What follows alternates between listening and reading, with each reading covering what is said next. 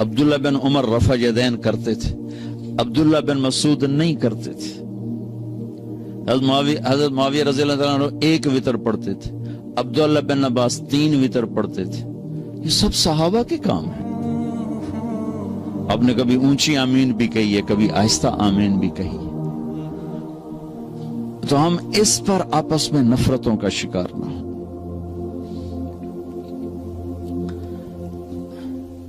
ہماری جماعت آ رہی تھی تو ایک جگہ نماز کے لیے رکے، مغرب کی نماز تھی، تو امام صاحب نماز پڑھا رہے تھے، تو پیچھے کوئی اہل حدیث بھائی تھے، انہوں نے زور سے آمین کہی، سلام پھیرتے امام آکھنے لگا کڑا کتا بھوکے، کڑا کتا بھوکے۔ جب امام مسجد اتنے جاہل ہوں گے تو بیچاری عوام کا کیا حال ہوگا؟ وہ بھی کوئی شیر دا پتر آئیوزا کیا سوراں نو کتے بھوک دی رہ جاندے، سوراں نو کتے بھوک دی رہ جاندے۔ مطلب دونوں نے ظلم کی انتہا کر دی۔ میرے نبی نے اونچی آمین بھی کی ہے، آہستہ آمین بھی کی، رفع یدین کیا بھی ہے، چھوڑا بھی ہے۔ اللہ نے اپنے نبی کی سنتوں کو پوری امتوں میں تقسیم کر دی۔ میرے نبی کے زمانے میں ایک اذان تھی جس میں اشہد ان لا الہ الا اللہ، اشہد ان لا الہ الا اللہ، اشہد ان محمد رسول اللہ، اشہد ان محمد رسول اللہ، یہ تو ہماری اذان ہے نا۔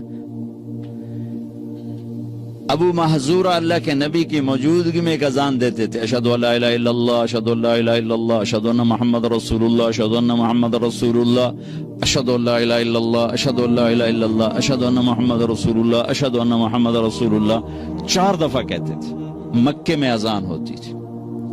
تو میں یہ بات کہا کرتا تھا کہ اللہ اپنے نبی کی ہر سنت کو زندہ رکھے ہوئے ہے۔ جس کام کو آپ نے زندگی میں ایک دفعہ کیا اور چھوڑ دیا وہ بھی کہیں نہ کہیں زندہ ہے۔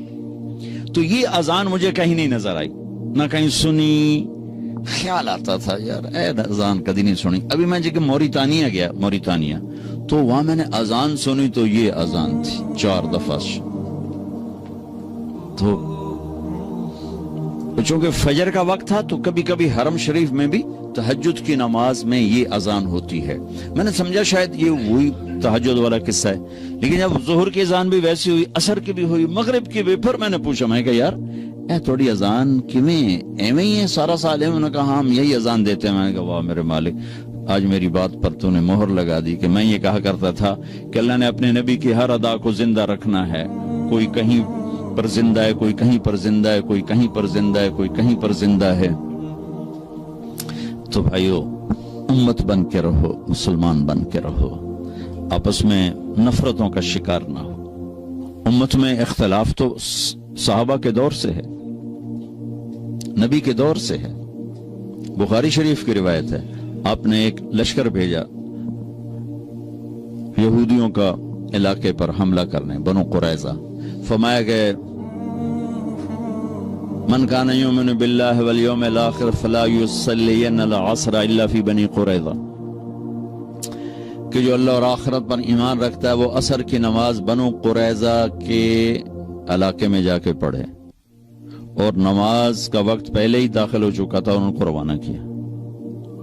بنو قریظہ رہتے تھے قباء سے آگے، یہ مسجد قباء ہے نا، اس سے بھی آگے رہتے تھے، ان کے ابھی کھنڈرات وہاں ہیں۔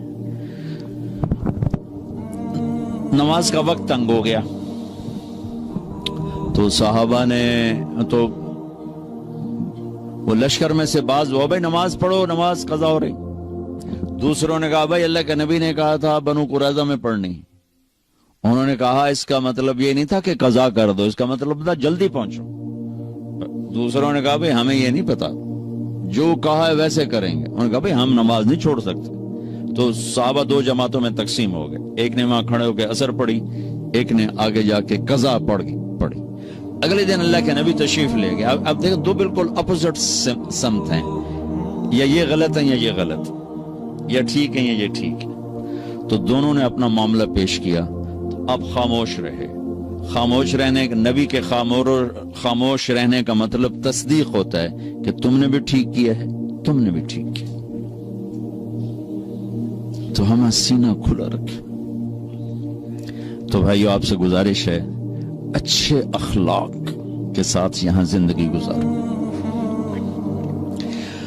اور مسلمان بن کے رہو، امتی بن کے رہو، امتی بن کے رہو، فرقہ واریت کا شکار نہ ہو، تعصب کا شکار نہ ہو، نفرتوں کا شکار نہ بنو، مسلم بن کے رہو۔ ہوا سماکم المسلمین من قبل، اللہ نے ہمیں قرآن میں کہا کہ میں نے تمہارا نام مسلمان رکھا ہے، اپنے آپ کو مسلمان بنا کے رکھو۔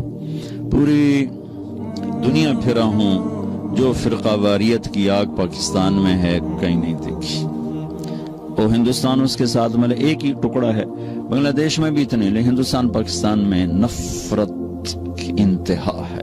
تو آپ لوگوں کی روٹس چونکہ وہیں سے ہیں، تو میں آپ کے سامنے ہاتھ جوڑتا ہوں کہ بطور مسلم زندگی گزارو، بس سب کو گلے سے لگانا